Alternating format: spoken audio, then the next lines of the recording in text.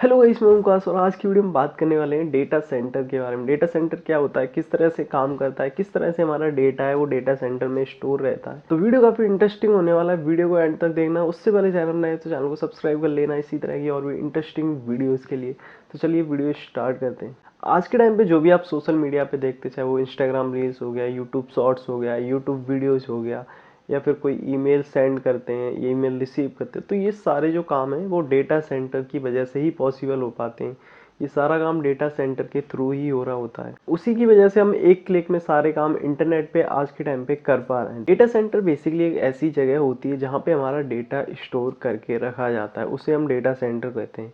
इनका जो साइज होता है वो काफ़ी ज़्यादा होता है, काफ़ी बड़े एरिया में इनको बनाया जाता है, जहाँ पे कई सारे कंप्यूटर्स, कई सारे सर्वर, कई सारे राउटर्स वगैरह लगे होते हैं, जिनके थ्रू हमारा जो डेटा है वो स्टोर किया जाता है और एक क्लिक में हमें इंटरनेट के थ्रू प्रोवाइड भी किया जाता है। आज के टाइम पे इंटरनेट पे जो भी हम काम करते हैं उसका जो सारा डेटा है वो डेटा सेंटर में स्टोर रहता है। जैसे कि हम फेसबुक चलाते हैं तो फेसबुक पे जो भी फोटोज अपलोड करते हैं, जो भी वीडियोज डालते हैं, वो सारे फेसबुक पे सर्वर पे स्टोर होते हैं। वो सारे सर्वर होते हैं डेटा सेंटर्स में। इसी तरह से इंस्टाग्राम की बात करें तो उसका जो भी डेटा रहता है, जो भी फोटोज डालते हैं, रील्स डालते हैं, वो भी एक सर्वर पे स्टोर रहते हैं। इसी तरह से हमारा जो यूट्यूब है या फिर जितने भी सोशल मीडिया प्लेटफॉर्म है, इन सबका एक डेटा सेंटर होता है जहाँ पे इनका जो भी डेटा वगैरह होता है वो स्टोर होता है। इसी तरह से हर बड़ी कंपनी का डेटा सेंटर होता है, वहाँ पे उसका डेटा स्टोर रहता है। इसी की हेल्प से हम सारे काम आज के टाइम पे सोशल मीडिया पे कर पाते हैं। अब ये जो सर्वर्स होते हैं ये 24/7 काम करते हैं, ये कभी भी बंद नहीं होते, ये कभी भी शट डाउन नहीं होते, क्योंकि अगर ये शट डाउन होते हैं तो उनकी जो वेबसाइट है वो काम नहीं करेगी। फॉर एग्जांपल मान लो आप यूट्यूब पे वीडियोस देख रहे हैं, तो वो वीडियो देख पा रहे हैं आप यूट्यूब के सर्वर से डायरेक्टली, वो वीडियो आपके फ़ोन पर पहुंचाई जा रही है इंटरनेट के थ्रू, तभी आप देख पा रहे हैं। और उस टाइम पे यूट्यूब का जो सर्वर है वो चालू है, उसी वजह से आप देख पा रहे हैं। अब मान लो यूट्यूब का सर्वर है शट डाउन हो जाए या बंद हो जाए या कोई फेलियर आ जाए, तो उस टाइम पे आप यूट्यूब पर वीडियोस नहीं देख पाए, यूट्यूब को यूज ही नहीं कर पाएंगे, क्योंकि उसका जो डेटा है जहाँ पे सर्वर पे रखा हुआ है वो सर्वर ही काम नहीं कर रहा है।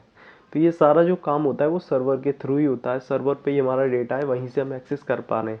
आप ये जो वीडियो देख रहे हैं यूट्यूब पे, ये भी यूट्यूब के सर्वर पे ही स्टोर है, वहीं से आप देख पा रहे हैं। क्योंकि हम लोग क्या करते हैं, यहाँ से अपलोड कर देते हैं और जो अपलोड होती है वो अपलोड होके सर्वर पे स्टोर हो जाती है, यूट्यूब के सर्वर पे स्टोर हो जाती है। फिर वहाँ से जब भी जो यूजर्स देखता है वो डायरेक्टली उसके सर्वर से यूट्यूब पर प्ले होती है। तो इस तरह से ये डेटा सेंटर हैं, जो सर्वर वगैरह हैं, काम करते हैं। आज के टाइम पे जो सबसे बड़ा डेटा सेंटर है वो है गूगल कंपनी का। गूगल काफ़ी बड़ी कंपनी है तो उसका एक खुद का डेटा सेंटर है जो कि सबसे बड़ा है। अब डेटा सेंटर को बनाने में काफ़ी ज़्यादा कॉस्ट लगती है, काफ़ी बड़ा इंफ्रास्ट्रक्चर बनाना पड़ता है, उसके बाद ही हमारा डेटा सेंटर वो कंप्लीट हो पाता है। तो इस केस में क्या होता है ना, जो कई सारी कंपनी होती है वो अपना डेटा सेंटर खुद नहीं बनाती, वो रेंट पे ले लेती हैं। अब मान लो कोई ऐसी कंपनी है जिसके पास इतना बजट नहीं है कि वो खुद का एक डेटा सेंटर बनाए, तो वो क्या करते हैं ना, हमारे डेटा सेंटर में से कुछ सर्वर, कुछ स्टोरेज परचेज कर लेते हैं कि हमें इतना स्टोरेज चाहिए, और उसके बदले में वो पैसे ले लेते हैं। तो इस तरह से वो दूसरे का डेटा सेंटर यूज कर लेते हैं और अपना डेटा स्टोर करा लेते हैं, जिस तरह से उनका जो प्लेटफॉर्म, उनकी जो वेबसाइट है वो भी काम कर पाती है। कंप्यूटर नया नया आया था तो उस टाइम पे जो डेटा सेंटर हुआ करते थे उसमें केवल जो मिलिट्री का इंपॉर्टेंट डेटा होता था वही रखा जाता था, और बाकी कोई डेटा नहीं रखा जाता था, क्योंकि उनका जो इंपॉर्टेंट डेटा होता था वही रखा जाता था। बट आज के टाइम पे सारा डेटा डेटा सेंटर पे ही रखा जाता है, चाहे वो किसी भी वेबसाइट का हो, किसी भी कंपनी का हो, इवन वो मिलिट्री का हो, किसी का भी डेटा हो, आज के टाइम पे सारा डेटा डेटा सेंटर पे ही रखा जाता है। तो अब बात करते हैं कि डेटा सेंटर है वो किस तरह से काम करते हैं, किस तरह से हमारे पास जो डेटा है वो पहुंच पाता है। डेटा सेंटर में क्या होता है ना, कई सारी रैक्स बनाई जाती हैं, पहले कई सारी रैक्स होती हैं, उन रैक्स के अंदर सर्वर रखे जाते हैं। एक एक सर्वर, एक रैक में 4 सर्वर, 5 सर्वर, जितने भी सर्वर आते हैं, सर्वर्स को मिला के एक रैक तैयार होती है। उन सारी रैक्स को मिला के जब कई सारी रैक्स बन जाती हैं तो उसे हम डेटा सेंटर बुलाते हैं, वो एक डेटा सेंटर बन जाता है। डेटा सेंटर पे जो भी डेटा रखा जाता है वो काफ़ी ज़्यादा इंपॉर्टेंट होता है, क्योंकि वहाँ पे हर तरह का डेटा होता है। डेटा सेंटर वो ऐसी जगह बनाए जाते हैं जहाँ पे पब्लिक कम हो या पब्लिक का आना जाना कम रहता हो। इसके साथ साथ और भी कई सारी चीज़ों का ध्यान रखा जाता है डेटा सेंटर को बनाते टाइम पे। जो सबसे पहली चीज़ ध्यान में रखी जाती है वो पावर, क्योंकि पावर के बिना हमारा कोई भी इक्विपमेंट चलेगा ही नहीं, तो डेटा सेंटर हमारा बंद पड़ा रहेगा। तो इसलिए पावर का काफ़ी ज़्यादा ध्यान रखा जाता है। पावर के लिए पहला सोर्स तो हमारी इलेक्ट्रिसिटी होती है, उसके बाद वहाँ जनरेटर का यूज़ किया जाता है, जनरेटर के बाद यूपीएस का भी यूज़ किया जाता है, जिससे कि हमारी 24/7 वहाँ पे पावर बनी रहे। पावर कट हो जाने से हम कहीं पे भी डेटा एक्सेस नहीं कर पाएंगे, हमारा सर्वर है वो फेल हो जाएगा, काम करना बंद कर देगा। इसलिए पावर काफ़ी ज़्यादा इंपॉर्टेंट रोल प्ले करती है डेटा सेंटर्स में, उसको 24/7 चाहिए ही चाहिए। उसके बाद वहाँ एयर कंडीशनर यानी कि एसी का भी ध्यान रखा जाता है। जैसा कि आप जानते हैं कि करोड़ों लोगों का डेटा हमारा डेटा सेंटर पे स्टोर रहता है। कोई लोग वीडियो देख रहे हैं, कोई रिक्वेस्ट भेज रहा है, कोई रिसीव कर रहा है, आदान प्रदान हमारा डेटा का हो रहा है सर्वर के साथ में। तो ऐसे में क्या होता है ना, सर्वर पे काफ़ी ज़्यादा लोड पड़ता है जिससे वो हीट होने लगते हैं। तो उस हीट को मैनेज करने के लिए, उस हीट को मेंटेन करने के लिए एयर कंडीशनर्स लगाए जाते हैं।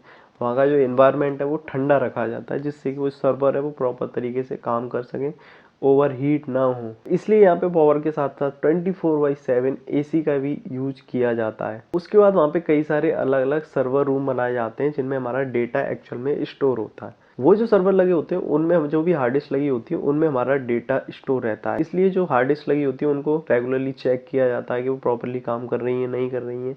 अगर कोई हार्ड डिस्क खराब होने वाली है, लग रहा है ये खराब हो जाएगी, उस हार्ड डिस्क का डेटा दूसरी हार्ड डिस्क में बैकअप लेके उसको हटा दिया जाता है, पुरानी वाली को जो खराब होने वाली होती है, जिससे कि हमारा डेटा है वो सिक्योर रहे, सेफ रहे और आसानी से कोई भी एक्सेस कर पाए, आसानी से कोई यूजर अगर चाहे तो इन चीज़ों का भी काफ़ी ज़्यादा ध्यान रखा जाता है। उसके बाद वहाँ पे एक मॉनिटरिंग टीम भी रखी जाती है जो सारी चीज़ें मॉनिटर करती है कि वहाँ पे प्रॉपर तरीके से पावर है या नहीं है, सारे सर्वर तक प्रॉपर पावर पहुँच रही है नहीं पहुँच रही है, प्रॉपर जो एनवायरनमेंट चाहिए, कूलिंग एनवायरनमेंट चाहिए वो मिल पा रहा है नहीं मिल पा रहा है, एसी प्रॉपर काम कर रही है नहीं कर रही है, कोई हार्ड डिस्क ख़राब तो नहीं हो रही, कोई सर्वर में दिक्कत तो नहीं आ रही, या फिर कोई टेक्निकल इशू तो नहीं आ रहा है। तो इन सारी चीज़ों को मॉनिटर करने के लिए एक मॉनिटरिंग टीम भी रखी जाती है डेटा सेंटर्स में, जो ये सारी चीज़ें मॉनिटर करती है और कोई प्रॉब्लम लगती है तो उसको सॉल्व भी किया जाता है जिससे कि कोई भी दिक्कत ना हो, हमारा जो डेटा सेंटर प्रॉपरली चलता रहे। नेक्स्ट जो सबसे इंपॉर्टेंट चीज़ है वो सिक्योरिटी का काफ़ी ज़्यादा ध्यान रखा जाता है क्योंकि काफ़ी ज़्यादा इंपॉर्टेंट डेटा होने के कारण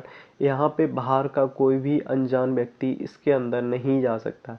यहाँ पे कोई जो ऑथराइज्ड पर्सन है वो ही जा सकते हैं, कोई ऐसा वैसा आदमी यहाँ पे नहीं जा सकता क्योंकि डेटा का सवाल है जो कि काफ़ी ज़्यादा इम्पोर्टेंट हो जाता है।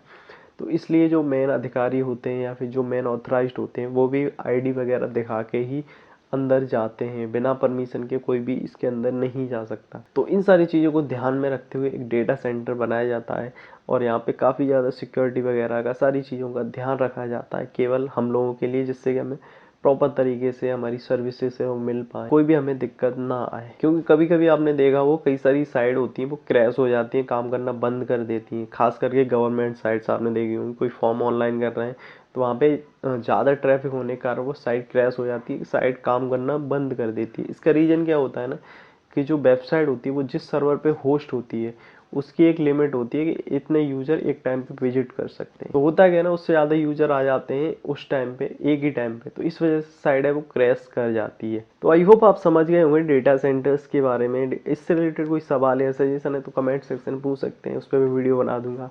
आज के लिए बस इतना ही। वीडियो अच्छा लगा तो लाइक कर देना, आप चैनल पहली बार चैनल को सब्सक्राइब कर लो इसी तरह की इन्फॉर्मेटिव वीडियोज़ के लिए। Thank you so much for watching this video. मिलते हैं नेक्स्ट वीडियो में।